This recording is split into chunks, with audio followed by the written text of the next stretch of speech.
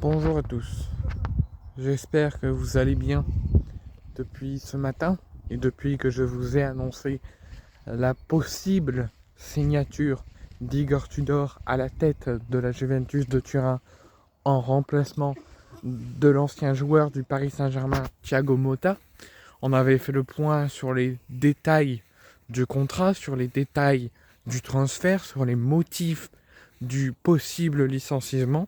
Mais je vous avais prévenu qu'il fallait prendre cette information avec des pincettes et que tout ce qui est sorti, il fallait le prendre avec des pincettes, mais quand même au sérieux, car des négociations,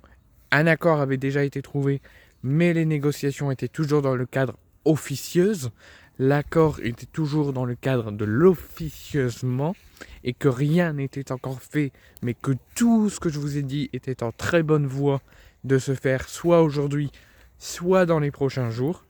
Mais là, je peux vous le garantir, je peux vous l'annoncer officiellement.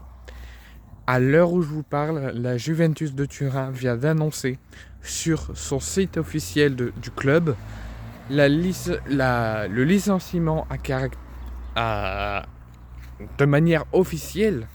de Thiago Motta avec effet immédiat.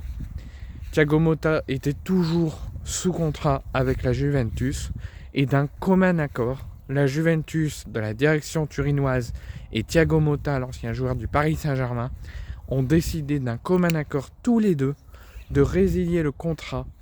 du coach du coup l'ex-coach de la Juventus de Turin pour laisser place à un entraîneur qui est pour moi un petit peu comme mon idole, mais qui pour moi je mettrai toujours autant de force et de courage pour le suivre dans sa carrière. C'est Igor Tudor. Ça y est, c'est officiel. Igor Tudor pour au moins 3 mois jusqu'au terme de la saison et pour au moins jusqu'en 2026, Igor Tudor est le nouveau coach des Bianconeri suite au licenciement avec effet immédiat pour des tensions et ainsi que des mauvais résultats au sein du club de Thiago Motta. Donc, à voir si Igor Tudor va enfin avoir une stabilité en tant que coach sur un banc,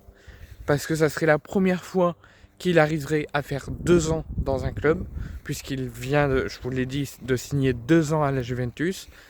un contrat jusqu'à la fin de la saison, et en cas de qualification en Champions League avec la Juventus, il a signé une année en option, une année supplémentaire, donc au moins jusqu'en 2027 en cas de qualification pour la Champions League.